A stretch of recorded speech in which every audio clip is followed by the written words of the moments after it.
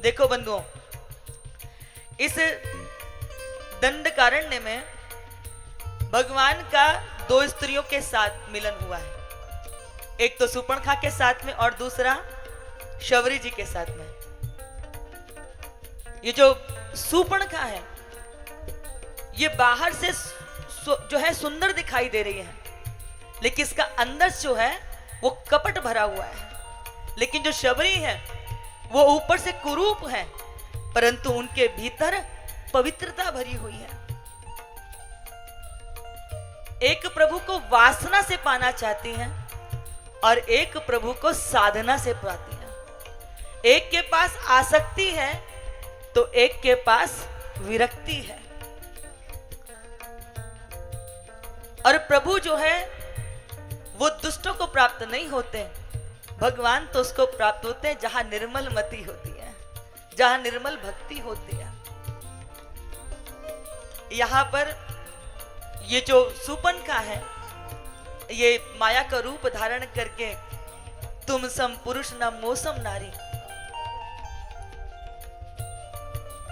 वैसे तो मेरे लिए कुछ भी असंभव नहीं है, परंतु जैसे ही मैंने तुम्हें देखा, तुम्हें देख करके मेरे मन में ऐसा भाव आया कि शायद विधि को यही मंजूर है कि मेरा विवाह आपके साथ हो जाए।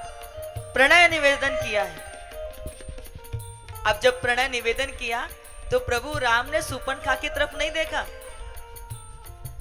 क्योंकि प्रभु कहते हैं दृष्टि वहीं डालो जहां दृष्टि डालने की पात्रता हो, क्योंकि आपकी 80% ऊर्जा इन नेत्रों से नष्ट होती है, 80% ऊर्जा।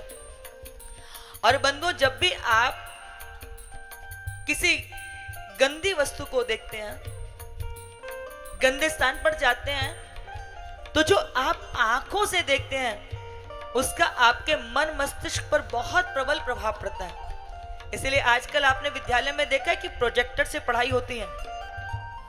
प्रैक्टिकल करके क्यों दिखाते हैं? क्योंकि इतना सुनने का प्रभाव नहीं पड़ता जितना देखने का प्रभाव पड़ता है। जब आप उसी पढ़ाई को प्रोजेक्टर से यानी कि सचित्र देखते हो तो वो आपको बहुत जल्दी याद हो जाती है। इसलिए आपकी ऊर्जा 80% देखने में जाती है। यहां प्रभु राम ने सुपर्णखा को नहीं देखा। सुपर्णखा ने कहा मुझे लगता है कि विधि ने यही रचा है कि आप जो के साथ में विवाह कर लूं, और मैं देख पा रही हूं कि मैं इतनी सुंदरी हूं, आप भी इतने सुंदर हैं, हमारी जो जोड़ी है वो बहुत सुंदर रहेगी। तो प्रभु राम ने कहा सीता जी की ओर दृष्टि करके कि मैं तो विवाहित हूं, मेरे पास तो पत्नी है, ऐसा करो कि आप वहां चली जाओ, क्योंकि लखन लाल तो अकेले हैं ना अभी जंगल में, उनके पास चले जाएं। अब लखन लाल कौन है? लखन लाल तो वैराग्य के स्वरूप है, और वैराग्य जो होता है वो वासना को अपने पास फटकने नहीं देता।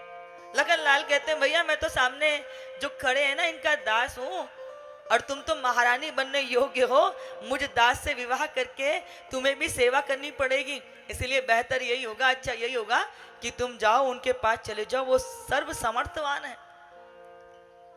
वैराग्य क्या चाहता है?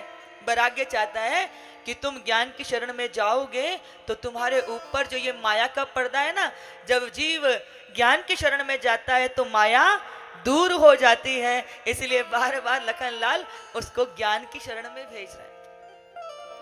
लेकिन माया में अंधा व्यक्ति अपने हित को समझ नहीं पाता। यहां 2-3-4 चक्कर लगाए, अब तो ये क्रुद्ध हो गई, अपने असली स्वरूप में प्रकट आ गई, और जैसे ही प्रकट हुई ये समझ गई कि इस स्त्री के कारण ये दोनों मेरा जो है उपहास कर रहे हैं। और जैसे ही वो सीता जी के ऊपर आक्रमण करने के लिए गई, तैसे ही प्रभु का आदेश पाकर के लखन लाल ने सुपर्णखा के कान नाक काट दिए। और यहां भगवान कितना सुंदर हमको उपदेश दे रहे हैं कि यहां प्रभु के उस ज्ञान की रक्षा कैसे हुई है।